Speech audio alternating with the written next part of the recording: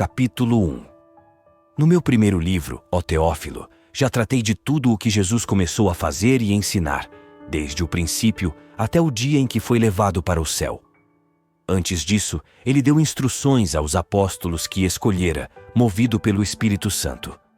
Foi aos apóstolos que Jesus, com numerosas provas, se mostrou vivo depois da sua paixão. Durante 40 dias, apareceu a eles e falou-lhes do reino de Deus. Estando com os apóstolos numa refeição, Jesus deu-lhes esta ordem: não se afastem de Jerusalém. Esperem que se realize a promessa do Pai, da qual vocês ouviram falar. João batizou com água. Vocês, porém, dentro de poucos dias, serão batizados com o Espírito Santo. Então, os que estavam reunidos perguntaram a Jesus: Senhor, é agora que vais restaurar o reino para Israel? Jesus respondeu: não cabe a vocês saber os tempos e as datas que o Pai reservou à sua própria autoridade. Mas o Espírito Santo descerá sobre vocês, e dele receberão força para serem as minhas testemunhas em Jerusalém, em toda a Judéia e Samaria e até os extremos da terra. Depois de dizer isso, Jesus foi levado ao céu à vista deles. E quando uma nuvem o cobriu, eles não puderam vê-lo mais. Os apóstolos continuavam a olhar para o céu enquanto Jesus ia embora. Mas de repente, 2 homens vestidos de branco apareceram a eles e disseram: Homens da Galileia, por que vocês estão aí parados, olhando para o céu? Esse Jesus que foi tirado de vocês e levado para o céu, virá do mesmo modo com que vocês o viram partir para o céu.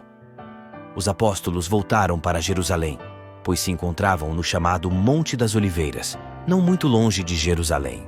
Uma caminhada de sábado. Entraram na cidade e subiram para a sala de cima, onde costumavam hospedar-se. Aí estavam Pedro e João, Tiago e André, Filipe e Tomé, Bartolomeu e Mateus, Tiago, filho de Alfeu, Simão Zelote e Judas, filho de Tiago. Todos eles tinham os mesmos sentimentos e eram assíduos na oração, junto com algumas mulheres, entre as quais Maria, mãe de Jesus, e com os irmãos de Jesus nesses dias, aí estava reunido um grupo de mais ou menos 120 pessoas. Pedro levantou-se no meio dos irmãos e falou: Irmãos, era preciso que se cumprisse aquilo que o Espírito Santo, por meio de Davi, tinha anunciado na Escritura a respeito de Judas, que se tornou o guia daqueles que prenderam Jesus. Judas era um do nosso grupo e participava do nosso serviço. Ele comprou um terreno com o salário da sua iniquidade. Depois caiu de ponta cabeça, arrebentou-se e suas entranhas se esparramaram. A notícia chegou a todos os habitantes de Jerusalém, que deram àquele terreno o nome de Acéldama, que quer dizer campo de sangue, conforme a sua língua. Pois no livro dos Salmos está escrito: que sua moradia fique deserta e ninguém habite nela. E ainda, que outro ocupe o seu cargo. Há outros homens que nos acompanharam durante todo o tempo em que o Senhor vivia no meio de nós, desde o batismo de João até o dia em que foi levado ao céu. Agora é preciso que um deles se junte a nós para testemunhar a ressurreição. Então eles apresentaram 2 homens: José, chamado Barsabas e apelidado o Justo, e também Matias. Em seguida fizeram esta oração: Senhor, tu conheces o coração de todos. Mostra-nos qual destes 2 tu escolheste para ocupar, no serviço do apostolado, o lugar que Judas abandonou para seguir o seu destino. Então tiraram a sorte entre os 2. E a sorte caiu em Matias, que foi juntado ao número dos 11 apóstolos. Capítulo 2. Quando chegou o dia de Pentecostes, todos eles estavam reunidos no mesmo lugar. De repente, veio do céu um barulho como o sopro de um forte vendaval, e encheu a casa onde eles se encontravam. Apareceram então umas como línguas de fogo, que se espalharam e foram pousar sobre cada um deles. Todos ficaram repletos do Espírito Santo e começaram a falar em outras línguas, conforme o Espírito lhes concedia que falassem. Acontece que em Jerusalém moravam judeus devotos de todas as nações do mundo. Quando ouviram o barulho, todos se reuniram e ficaram confusos, pois cada um ouvia, na sua própria língua, os discípulos falarem. Espantados e surpresos diziam: Esses homens que estão falando, não são todos galileus? Como é que cada um de nós os ouve em sua própria língua materna? Entre nós há partos, medos e elamitas, gente da Mesopotâmia, da Judéia e da Capadócia, do Ponto e da Ásia, da Frígia e da Panfilha, do Egito e da região da Líbia vizinha de Cirene. Alguns de nós vieram de Roma, outros são judeus ou pagãos convertidos. Também há cretenses e árabes. E cada um de nós, em sua própria língua, os ouve anunciar as maravilhas de Deus. Todos estavam admirados e perplexos, e cada um perguntava a outro: o que quer dizer isso? Outros caçoavam e diziam: eles estão embriagados com vinho doce. Então Pedro, que aí estava com os outros 11 apóstolos, levantou-se e falou em voz alta: homens da Judéia e todos vocês que se encontram em Jerusalém, compreendam o que está acontecendo e prestem atenção nas minhas palavras. Estes homens não estão embriagados como vocês pensam, pois são apenas 9 horas da manhã. Pelo contrário, está acontecendo aquilo que o profeta Joel anunciou. Nos últimos dias, diz o Senhor, eu derramarei o meu espírito sobre todas as pessoas. Os filhos e filhas de vocês vão profetizar. Os jovens terão visões e os anciãos terão sonhos. E naqueles dias, derramarei o meu espírito também sobre meus servos e servas, e eles profetizarão. Farei prodígios no alto do céu e sinais embaixo na terra: sangue, fogo e nuvens de fumaça. O sol se transformará em trevas e a lua em sangue antes que chegue o dia do Senhor, dia grande e glorioso. E todo aquele que invocar o nome do Senhor será salvo. Homens de Israel, escutem estas palavras. Jesus de Nazaré foi um homem que Deus confirmou entre vocês, realizando por meio dele os milagres, prodígios e sinais que vocês bem conhecem. E Deus, com sua vontade e presciência, permitiu que Jesus lhes fosse entregue, e vocês, através de ímpios, o mataram, pregando-o numa cruz.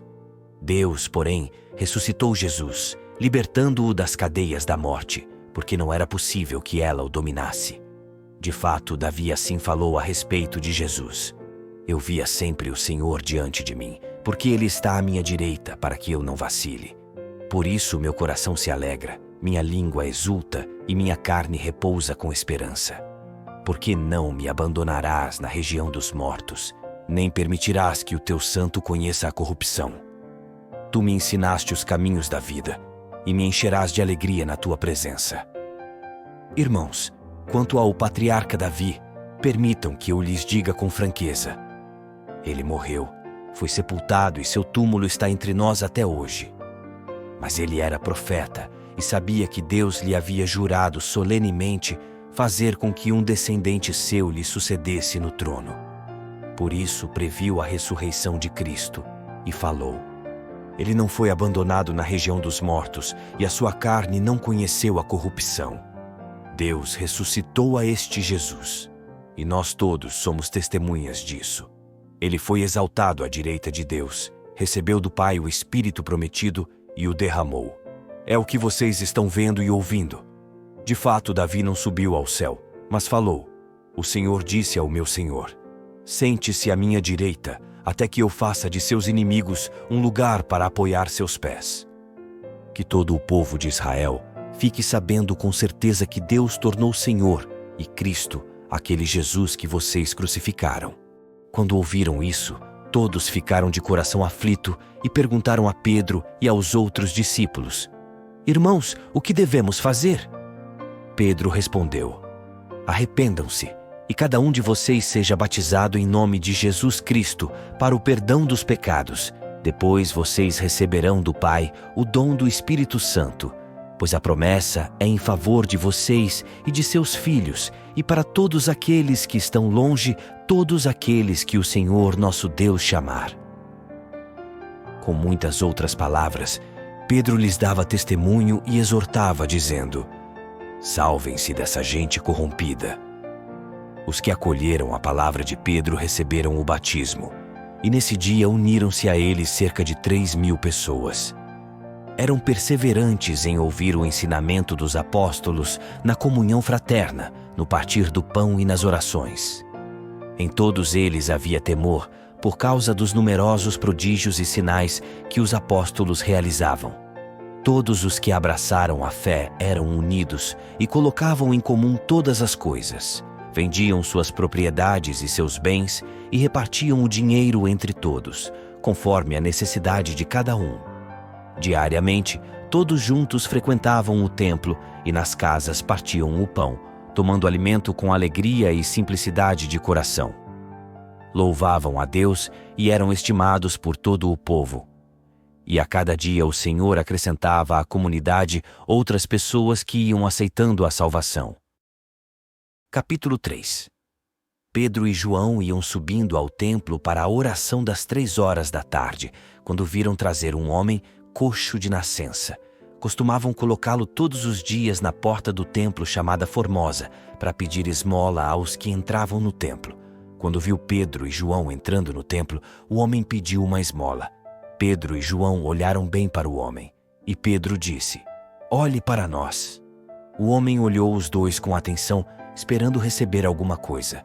Então Pedro disse: "Não tenho ouro nem prata, mas o que tenho eu lhe dou. Em nome de Jesus Cristo, o Nazareu, levante-se e comece a andar." Depois Pedro pegou a mão direita do homem e o ajudou a se levantar. Na mesma hora, os pés e tornozelos do homem ficaram firmes. Então ele deu um pulo, ficou de pé e começou a andar. E entrou no templo junto com Pedro e João, andando, pulando e louvando a Deus. O povo todo viu o homem andando e louvando a Deus. Reconheceram que era ele quem ficava pedindo esmolas na porta formosa do templo. E ficaram admirados e espantados com o que havia acontecido a ele.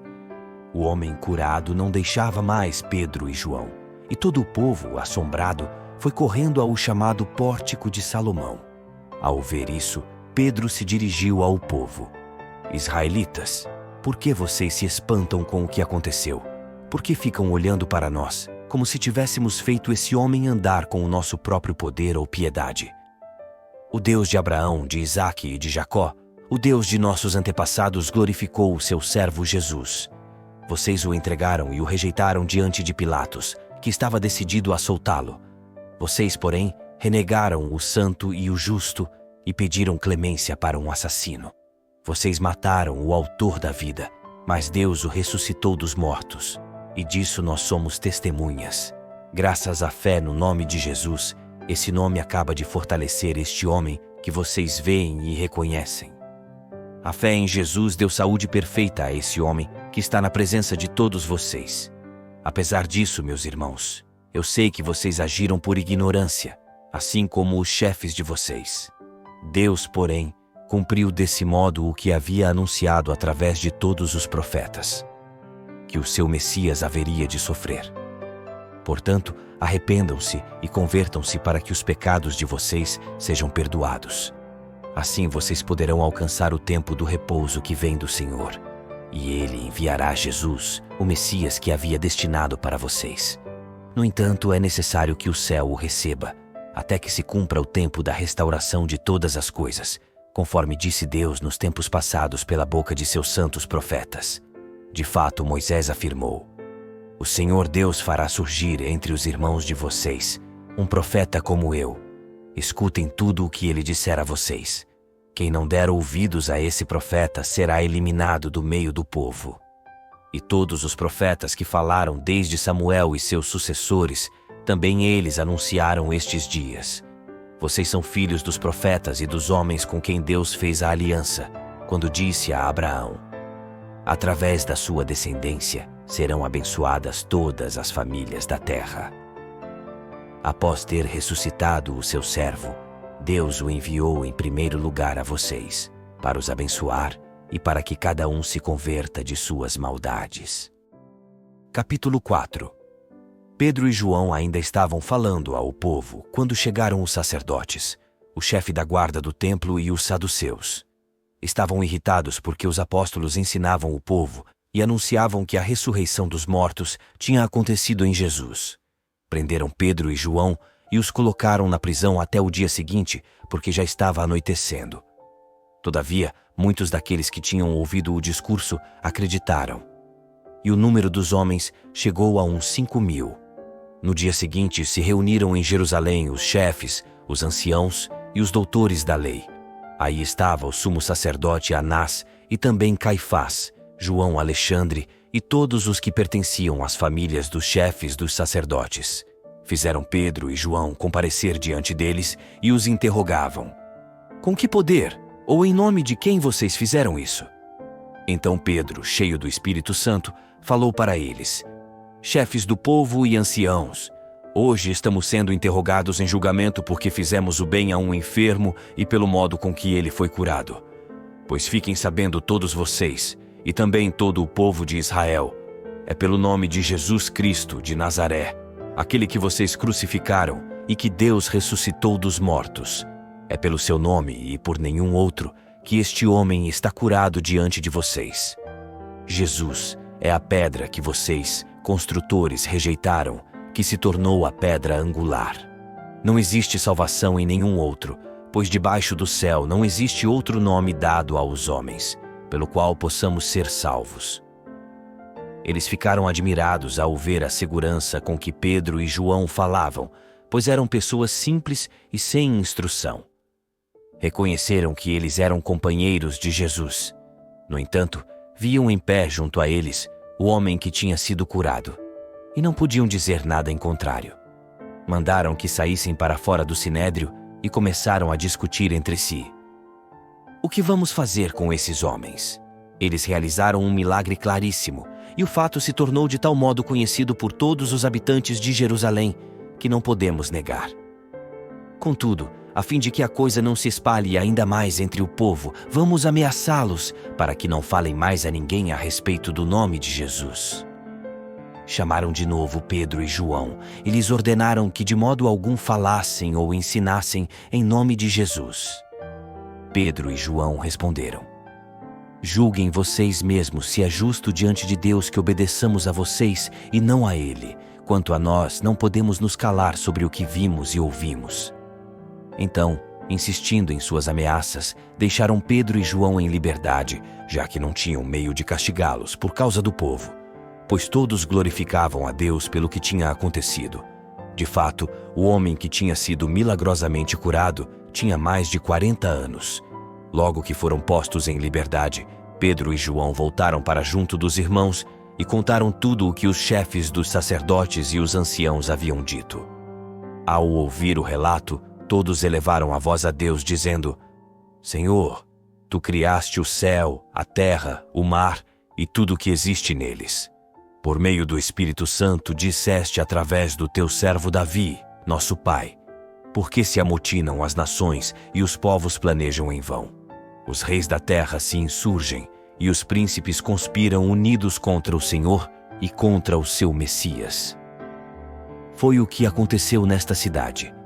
Herodes e Pôncio Pilatos se uniram com os pagãos e os povos de Israel contra Jesus, teu santo servo, a quem ungiste, a fim de executarem tudo o que a tua mão e a tua vontade tinham predeterminado que sucedesse. Agora, Senhor, olha as ameaças que fazem e concede que os teus servos anunciem corajosamente a tua palavra. Estende a mão para que se realizem curas, sinais e prodígios por meio do nome do teu santo servo Jesus. Quando terminaram a oração, estremeceu o lugar em que estavam reunidos. Todos, então, ficaram cheios do Espírito Santo e com coragem anunciavam a palavra de Deus. A multidão dos fiéis era um só coração e uma só alma. Ninguém considerava propriedade particular as coisas que possuía, mas tudo era posto em comum entre eles. Com grande poder, os apóstolos davam testemunho da ressurreição do Senhor Jesus. E todos eles gozavam de grande aceitação. Entre eles ninguém passava necessidade, pois aqueles que possuíam terras ou casas as vendiam, traziam o dinheiro e o colocavam aos pés dos apóstolos. Depois, ele era distribuído a cada um conforme a sua necessidade.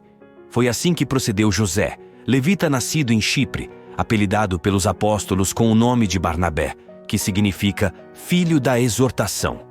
Ele vendeu o campo que possuía, trouxe o dinheiro e o colocou aos pés dos apóstolos.